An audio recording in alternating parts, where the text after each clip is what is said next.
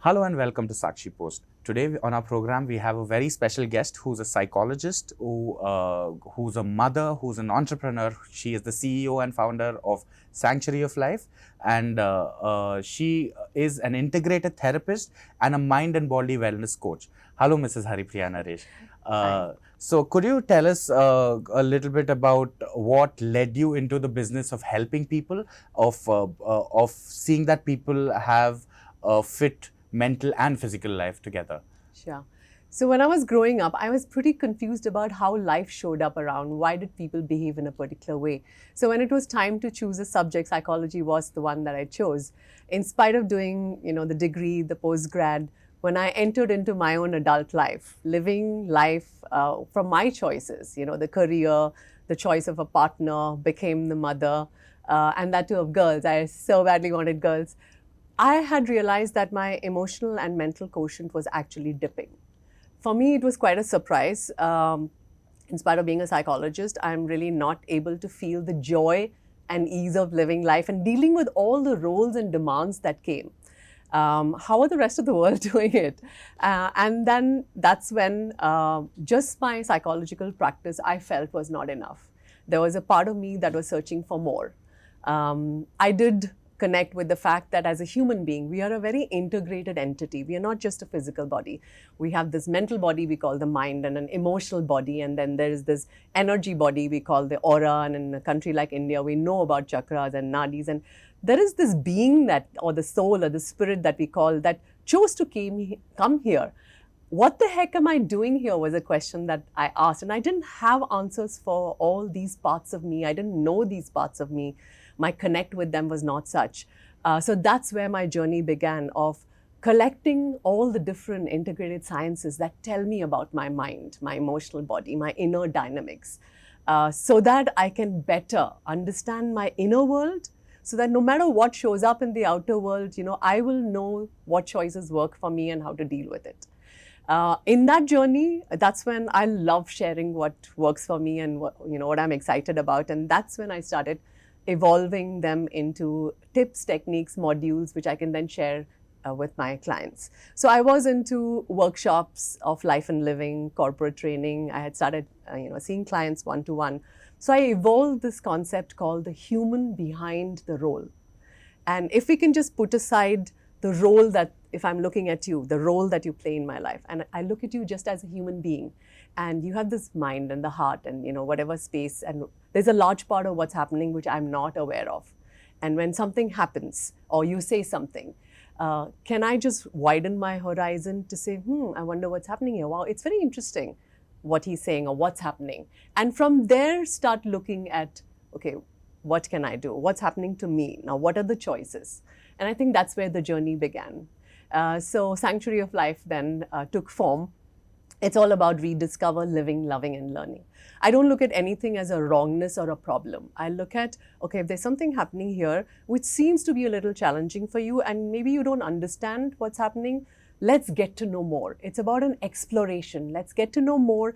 And when you connect with what's really causing it, what's the invisible and unconscious dynamics behind it, you will know what to do with it. So there are two takeaways from any session with Sanctuary of Life. There will be a change in the way you perceive things, the problems, the challenges of people and yourself.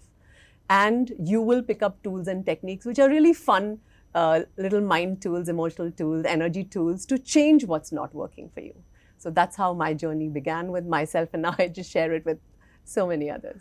You call yourself a mind and body wellness coach. Yes. I would like you to give our viewers a view on how mind and body correlate with each other, how Yes. mental fitness and physical fitness correlate with each Yes. other, and how Yes. one helps the other. Yes.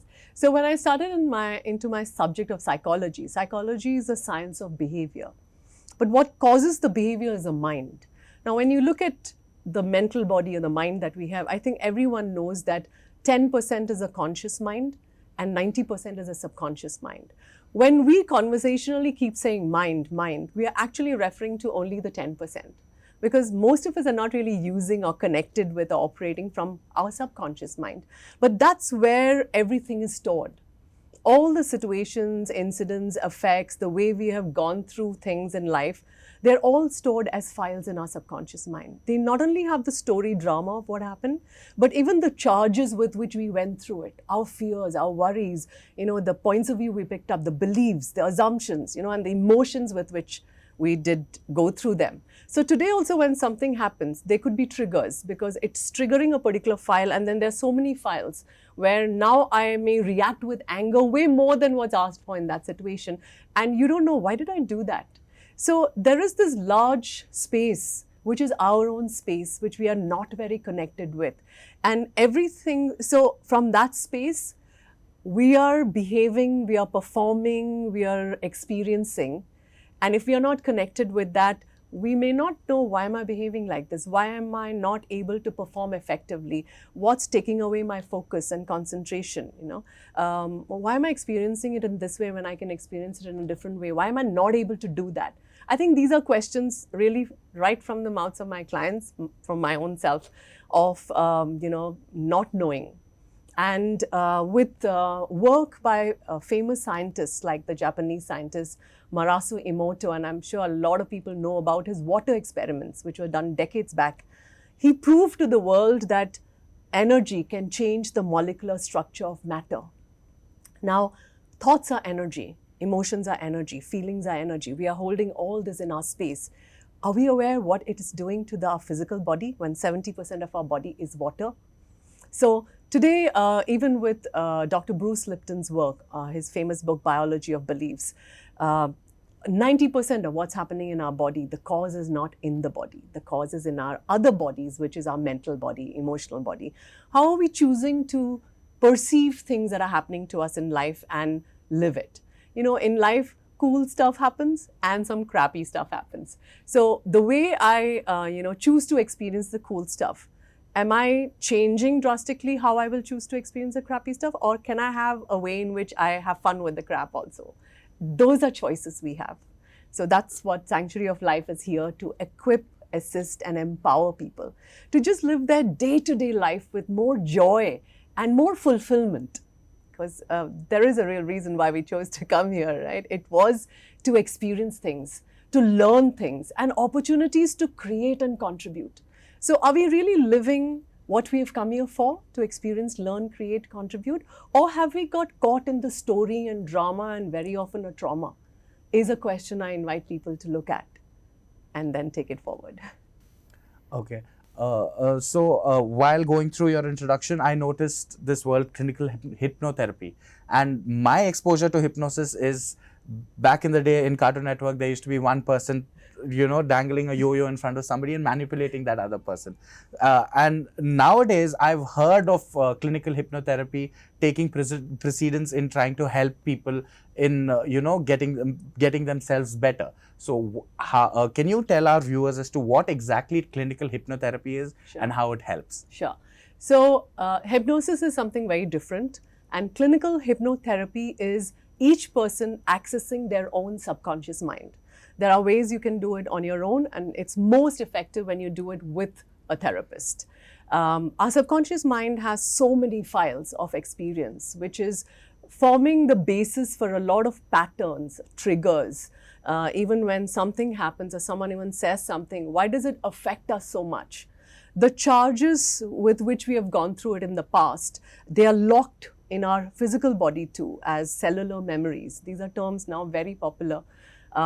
Thoughts, feelings, emotions, we lock them in our body. Now, when people access their subconscious mind, they get to understand the basis behind their behavior and performance with way more clarity.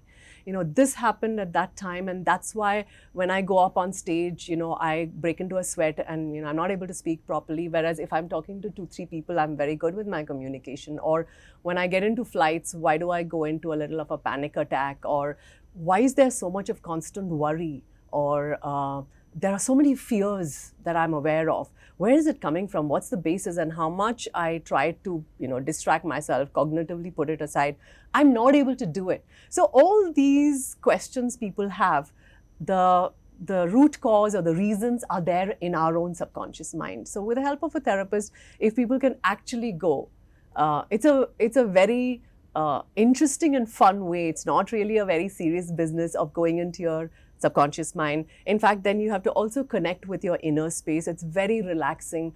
A lot of the balancing and harmony that we have been asking for, just going through what we call a progressive relaxation technique just before we are able to access our subconscious mind, is of extreme therapeutic value for each person to just know that, you know what, I can naturally relax and I can let go of things, which are locked, and then start accessing. So the mind will show up just like in dreams we have visuals.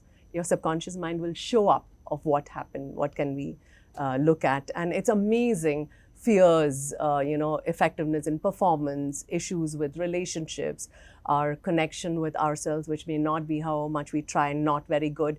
So many things get resolved with people accessing their subconscious mind. And what I have seen is I work towards making everyone independent of their own well-being. So I've noticed when people go through a few sessions of hypnotherapy, their communion and connect with themselves becomes very deep. And I always invite them, know that you can really access things by just asking that question, and your subconscious mind will bring up stuff for you, even if I'm not around. So play with that and be in that practice for yourself, and there'll be so much more clarity with which, and your intuition. That's such a strong point of the subconscious mind. Wouldn't you like to be more intuitive of what's to come, or which is going to work for you and not work for you in living our life?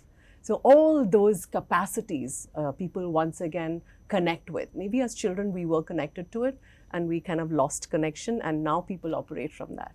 It makes life more of ease, the ease with which they can feel joyful, and not really get caught in the gravity of any situation, knowing that, I can choose to change things. So what are the choices that exist, which I'm not really considering, or my mind is not considering? And when you're in that question, your subconscious mind is going to bring it up. Your space of awareness is going to bring it up. What are the possibilities exist which I'm not aware of? So your self-talk changes. The choice of going into worry, doubt, fear, guilt changes to the joy now of exploring possibilities, the trust, the I can do it, never give up, never give in, never quit. Now let's see what the experience is going to be about. What will I get to learn from this? And when things are going amiss is when you have opportunities to create. So what can I create here? How can I turn this into an advantage for me? That's the way people then will now start naturally thinking. And that's such a beautiful, I call it magical, and each one has that magic in us, and we have just allowed it to unfold of how differently they will then start living their life and their roles. And that's why the theme of Sanctuary of Life is rediscover living, loving, and learning. It's such a beautiful process of this reality. But are we really enjoying it? So talking about the platforms, Sanctuary of Life, that you've made for yourself and to help the many others, I'm sure you've come across a lot of individuals and a lot of groups in clients. So what are the kind of problems that you've noticed that are coming? Are there patterns in the kind of problems when it comes to particular age groups? Yes. Yes. So till a few years back, I think the largest density of the age group used to be 30s and 40s, where they want to look at, this is really not working, I can't go on like this, I require to know more. Over the last few years, my largest density of age group are actually the pre-teens, teens, and the young adults. For me, I do look at it as something positive. We all know that it's a very dynamic world with constant change happening, and there's so much more the current generation has to deal with. However, along with that, I also see the awareness has increased, because today with so much of knowledge and information available, youngsters today are very clearly able to see, okay, something's happening, I may not know what it is, but I'm not going to live the rest of my life like this. I need to know where to look for and what to do about it. Many parents bring children, 8 years, 9 years, 10, 11 years, because I think they're also very aware. They are working parents, there is limited time, but I think they're very aware that when there is something amiss, I want to nip it in the bud, and I do not want it to grow into something more which will, not something I want my child to go through.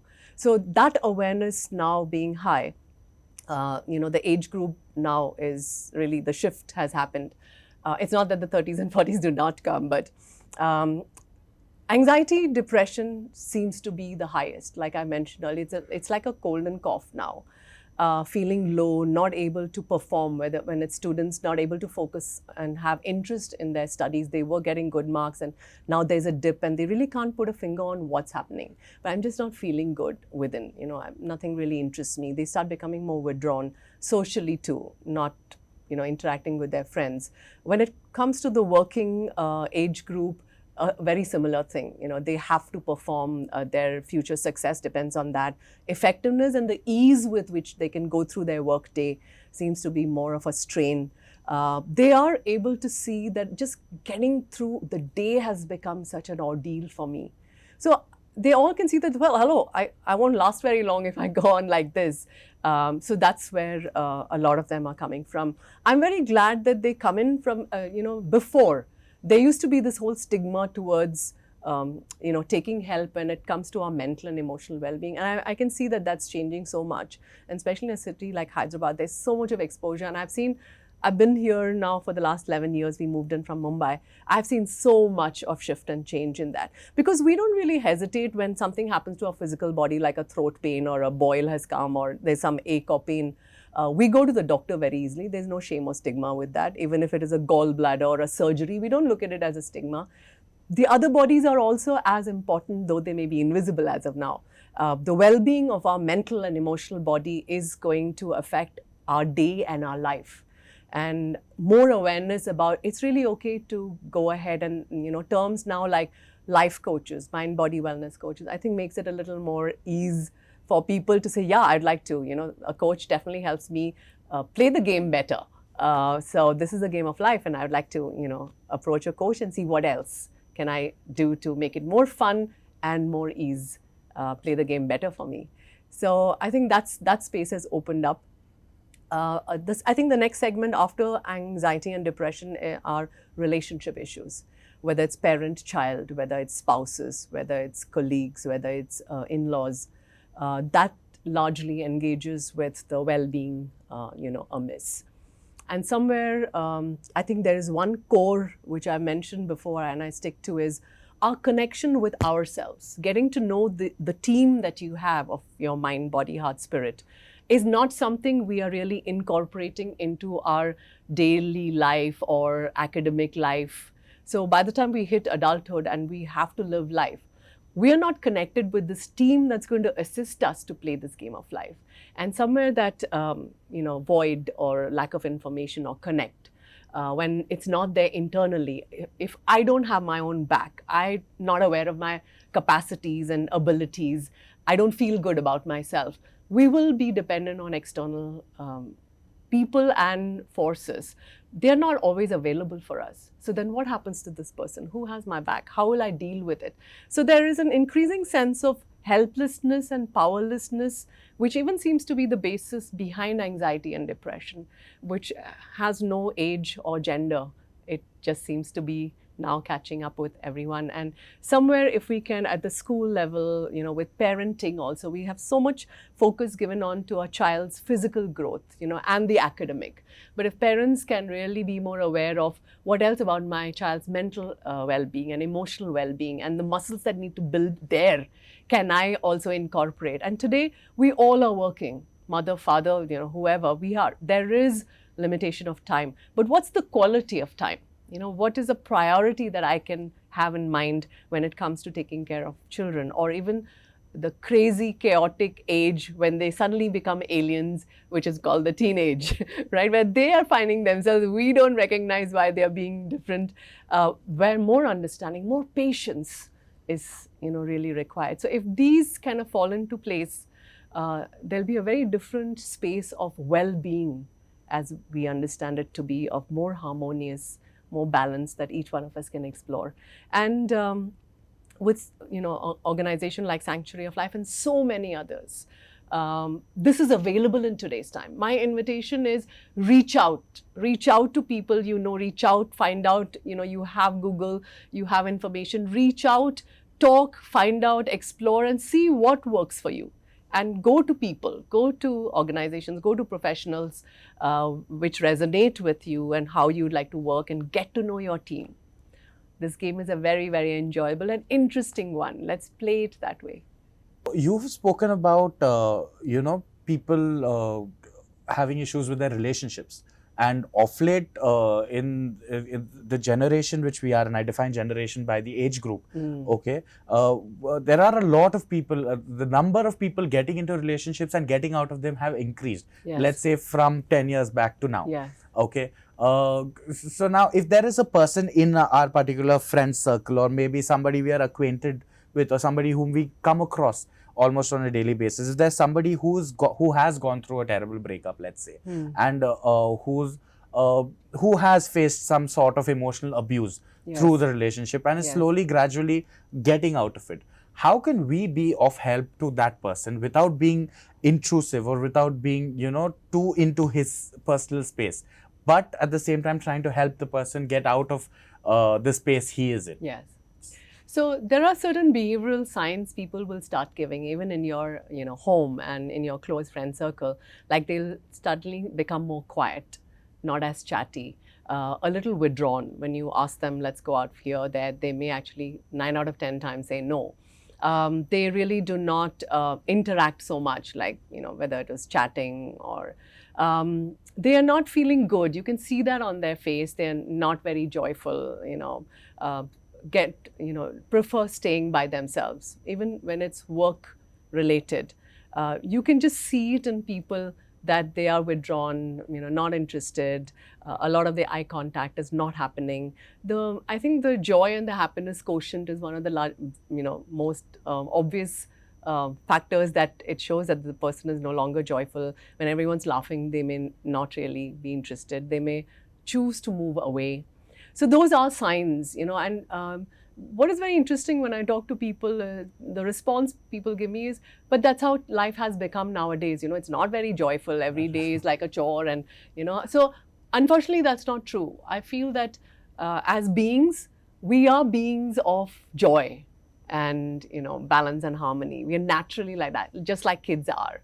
And if that has reduced, or if that is being tipped, there is something, it's important for us or people around us to look at, okay, what is amiss? What's really happening? And it's really happening in their invisible bodies, which is their mental body, emotional body. What are the thoughts that are engaging them? What are the emotions, that they are staying with? So behaviorally, when you see somebody, how many of us really take time out from all the crazy stuff we have to finish dealing with to really say, you know what, hey, you want to go for a coffee, just you and me, just spend time, just like that. And then actually take that effort. It may mess up your plan for the rest of the day, but if you actually do that and you start talking, maybe the person's not opening up, but you start sharing something, and then, this is what I'm really crazy time I'm having, and I don't even know how to deal with it, and making me feel really low, and you share, and maybe they will start sharing, or you just ask, so, what's happening? Like, I've noticed this is how you've been, so is there something that is happening? Do you want to talk about it? It's okay if you don't want to talk about it, but can I assist you in any way? Would you like to go meet somebody? I will come with you, and meet a professional, or do you want, let's Google and find out and have fun with that, and would you like to do something? So that invitation is what we can. It's still their choice to take that or do something. But when they have somebody externally, it's a different energy that you are now bringing from that space where they are now in. That definitely helps. There are many people, and that's an invitation I always ask people, watch out for that shift, even that little bit of shift in behavior in your family members, in your close friend circle, work teams, and really be there for that person and assist, because we know of the increasing numbers of anxiety, depression, and even suicides that's happened. In fact, the WHO reports state that India now seems to have the largest cases of depression. Interesting that we are known in the West for a country of spiritualism and yoga and, so much of well-being. And these are the reported cases. We don't even know of those that are not reported. So there is a need for people around to really wake up and watch those signs and really take that step, maybe actually saving a life. So meditation is something that has proven to be beneficial, but at the same time, meditation has also proven to be hard in some cases. Yes. There are minds that are always almost lost in thought, and they're constantly thinking about something or someone or doing something or things like that. So how can you bring in a different approach to meditation when it comes to these kind of people? Yes. And when I say these kind of people, I'm referring to, again, the generation in our age group. We are people who think a lot. We are overthinkers. And so meditation is something that maybe could get us bored at some point. We could term it boring. But so how do you, steer someone towards meditation and get them to, find its benefits? Right. You're absolutely right, because our whole space now has become so filled with chatter, of our thoughts, of our feelings. So if we disengage with the world outside, that may become louder for many, and that's something even some of my clients tell me. Now, nature has already given us a gift to deal with this, and we are really underutilizing it, which is our breath. Our breath is not just to take in oxygen and give out carbon dioxide. It is actually to release anything that's in our space which is not working for us, which is not a contribution, which could be thoughts, it could be feelings, it could be the tension you're feeling right now, the stress, the heaviness, the discomfort. Sometimes people say, I feel this heaviness in my chest, or the anger. It could be any of that. So I would suggest people play with being with their breath more, and you don't even have to take extra time for that. You're carrying yourself around all the time, into that. Explore. I always say explore, because first experience it, do it, and see what the benefit is. How is it helping you? So taking deep breaths and just breathing out right now those thoughts, breathing out that heaviness, breathing out that anger. And every time you're breathing in, so you're breathing in, what is it that you choose to have right now? A little ease. Breathing in the energy of ease, or breathing in the energy of relaxation. And as people play with that, you will see a calming, you will see a balancing, you will see, wow, this feels really good. And now I can focus on my work, or this is shifting something. In training, we call it a state change. It's from that whole vibration. Now you've actually changed the frequency and vibration of how you're choosing to hold yourself. So I would truly suggest, breathing. Explore and experience and experiment with breathing. In yoga, we have the whole science of what is called pranayama, which is our breathing exercises. So people can Google, watch videos, and actually try it in your own way. If you're part of yoga classes, I'm sure they do it, but not just stick to the class time. Use your breath, just simple. Sometimes our body just does that naturally, and we call it a sigh. But do it more often. Every time there is tension or anything building, it's your responsibility to ease your space right now. And when we ease our space, you will see a shift in the clarity of thought. When you relax your space, that's when innovative, creative ideas will come up. When we feel the pressure of the demand or the expectations, or there's a time deadline, you are increasing that energy of pressure within you. All you have to do is just breathe it out, and that eases out. It's no longer there in your space, and now it gets replaced with your natural capacities, which is clarity of thought, which is innovative ideas coming up. So breathing, I would definitely say, is something people can play with, which will bring a relaxation. People have to really experiment and choose what's fun for them and what they enjoy. Because if you choose anything which is no longer enjoyable, your heart is going to say, you know what, I'm not interested in not doing it.